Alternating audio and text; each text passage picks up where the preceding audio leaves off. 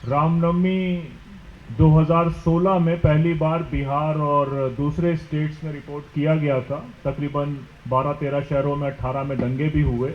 18 तक ये माहौल बन गया था कि अब रामनवमी के और दूसरे नवरात्रि के फेस्टिवल्स में मंदिरों से भगवान निकलकर मस्जिद के सामने शिफ्ट कर जाएंगे।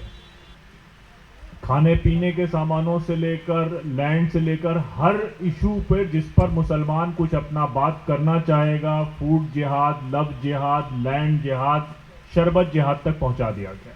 जो मीडिया में जो शब्द इस्तेमाल हो रहा है वो समाज को एक्चुअली पोलराइज कर रहे हैं। पोलराइज करने में किसी एक पर्टिकुलर रूलिंग पार्टी को मदद करने के लिए हो रहा है। ये बहुत ही दुर्भाग्य की बात है। शायद 18वीं सेंचुरी का पहले जो इंग्लैंड में ब्रिटिश हाउस ऑफ कॉमन्स में सबसे पहले मीडिया को फोर्थ पिलर कहा गया था।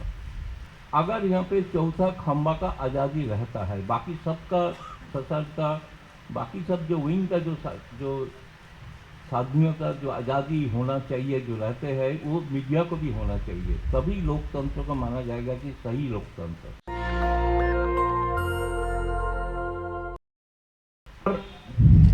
14 में जब सरकारें बदली तो 2016 से मस्जिदों के सामने भगवान शिफ्ट होना शुरू हो गए थे। रामनवमी 2016 में पहली बार बिहार और दूसरे स्टेट्स में रिपोर्ट किया गया था। तकरीबन 12-13 शहरों में 18 में दंगे भी हुए कि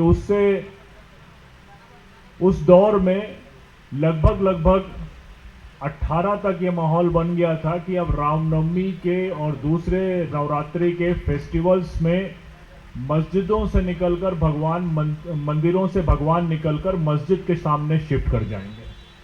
और उस शिफ्ट होने को और उस पूरे प्रोसेस पे लगातार ये रिपोर्ट्स आती रही कि ये तमाम चीज़ों जो चल रही हैं। 2018 में जब बिहार में नवरात्रा में ये दंगे, रामनवमी में ये दंगे हुए मार्च 28 और 29 2018 में, तो एक रिपोर्ट आई और उस रिपोर्ट ने बताया कि इन यात्राओं के लिए पूरे बिहार में 2 लाख तलवारें बांटी गई। फिर हमने 2016 के बाद पूरे पश्चिमी उत्तर प्रदेश में, पूरे वेस्टर्न यूपी में देखे कि किस तरह से दुर्गा वाहिनी और दूसरे संगठन के लोगों ने आर्म्स ट्रेनिंग के नाम पर महिलाओं की, बच्चियों की, युवतियों की, लड़कियों की आर्म्स ट्रेनिंग के नाम पर एक कैंप लगाए गए और उन कैंप का समापन जो है वो जिस तरह से होता है उसका अंदाज़ा मेरे ख्याल से अब 2025 में हम सबको है। लेकिन इस पूरे प्रोसेस में जहाँ पर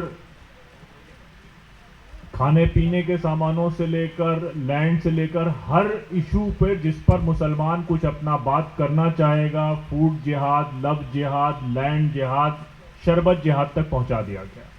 इस पूरे प्रोसेस में मीडिया के 2 पहिए हमारे सामने नजर आते हैं।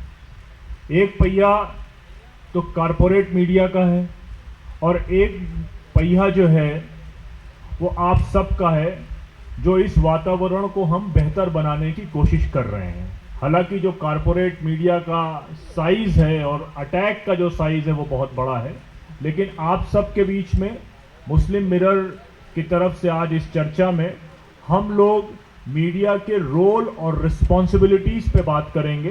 तो मैं सबसे पहले आज के इस प्रोग्राम में को शुरू करने के लिए दावत देता हूं, रिक्वेस्ट करता हूं गौतम लहरी साहब को, जो कि बहुत प्रोमिनेंट सीनियर जर्नलिस्ट हैं और PCI press club of India के प्रेसिडेंट हैं। मैं गौतम लहरी दास से रिक्वेस्ट करूंगा कि वो आएँ और आज की इस चर्चा का, आज की इस बातचीत का प्रारंभ करें। रोल, निष्पक्ष भूमिका होना चाहिए हर समाज का हर विषय के ऊपर। ये आज के लिए बहुत ज़रूरी है ये चर्चा। देखिए, पॉलिटिकल पार्टीज का तो बहुत सारे इश्यूज हो सकता है, वो अपना वोट लेने के लिए बहुत सारे मुद्दा उठाते हैं, लोगों को प्रभावित करते हैं, ध्रुवीकरण भी करते हैं, तो हम मीडिया के लोग जानते ही हैं। लेकिन हम क्या उस पॉलिटिकल एजेंडा के लिए मीडिया क्या करेंगे?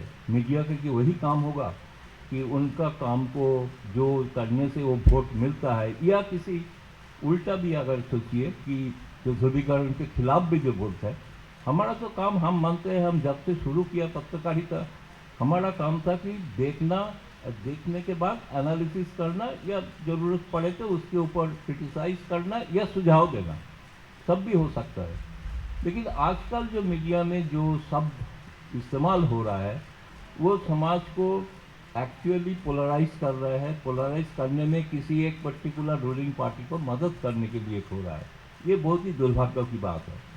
मैं बहुत बड़ा बुनियादी सवाल उठाता हूँ कि आज हमारा भारत ऐसे एक देश है, आपको सब लोगों को तो पता ही है, आप सब जानते भी है कि मीडिया फ्रीडम इंडेक्स में आज हम कहाँ पहुँचे हैं। इसके बाद शायद अगला साल और भी नीचे जाएंगे। लोग तुलना करते हैं बांग्लादेश पाकिस्तान का मीडिया का हाल क्या है, लेकिन फ्रीडम ऑफ मीडिया इंडेक्स में हम उससे भी नीचे जा रहा है। ये चिंता का विषय नहीं है। तो सरकार तो मानते नहीं है ये आंकड़ा, सरकार बोलते है फर्जी आंकड़ा है।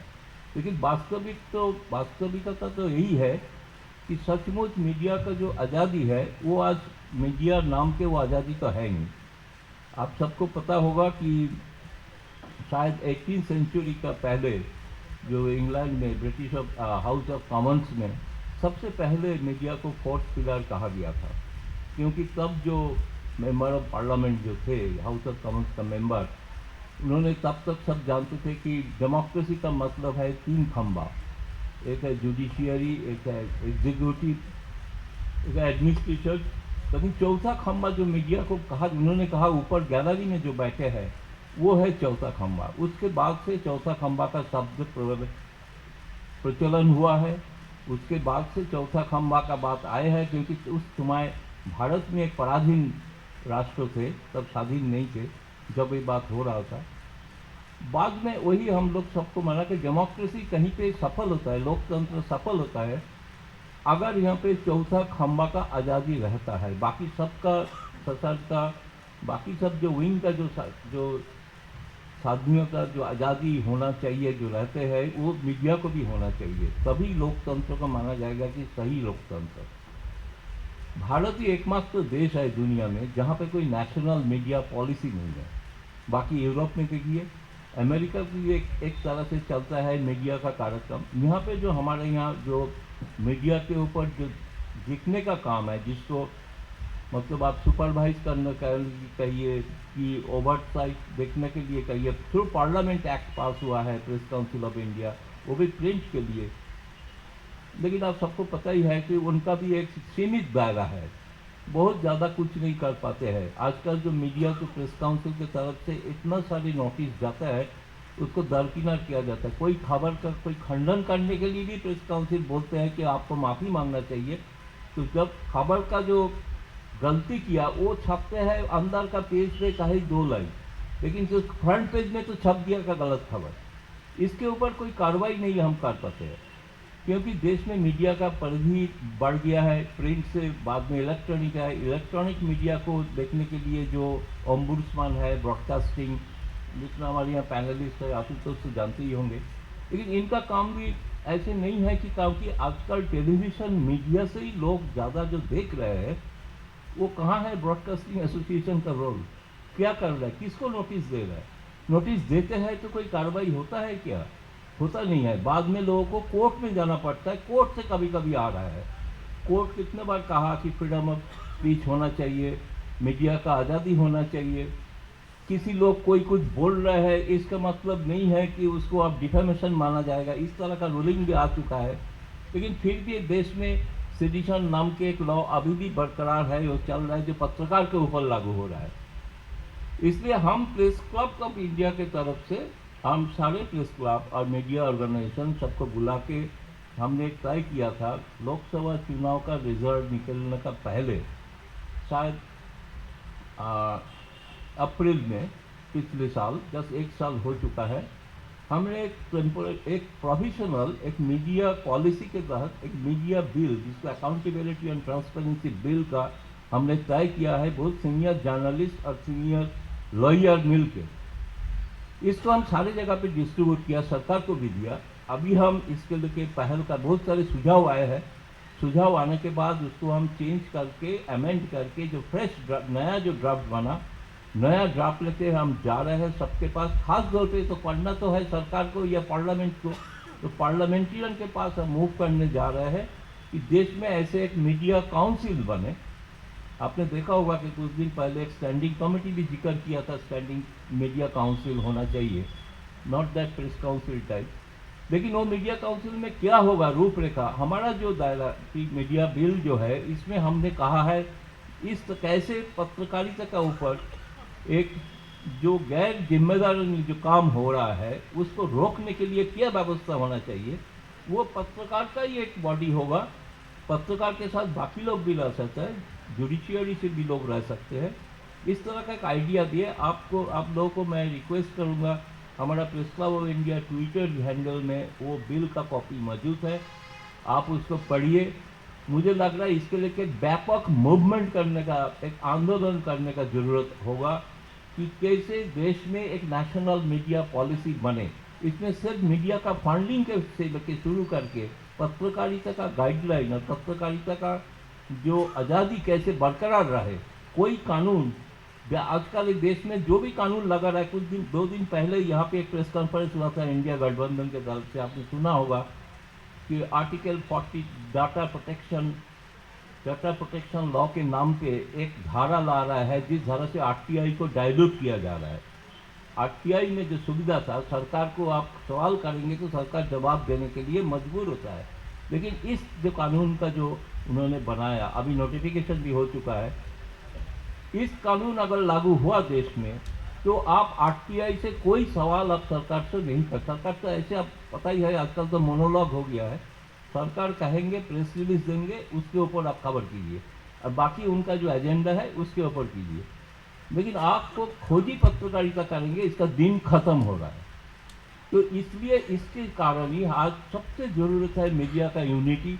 हम चाहते हैं कि जो मेन स्ट्रीम मीडिया का लोग है वो भी समझे कि उनके लिए भी खतरा हो रहा है। मेन स्ट्रीम मीडिया से देखिए कितना लोगों को नौकरी गया, अभी कोई प्रोटेस्ट हो रहा है, हमारा ट्रेड यूनियन का रोल क्या है, कुछ नहीं हो रहा है, सारी प्रेस क्लब को ही करना पड़ेगा, ऐसे तो नहीं हो सकता ना। सारे मीडिया हाउस से लोगों को निकाला जा रहा है, सबका नौकरी खतरे में है।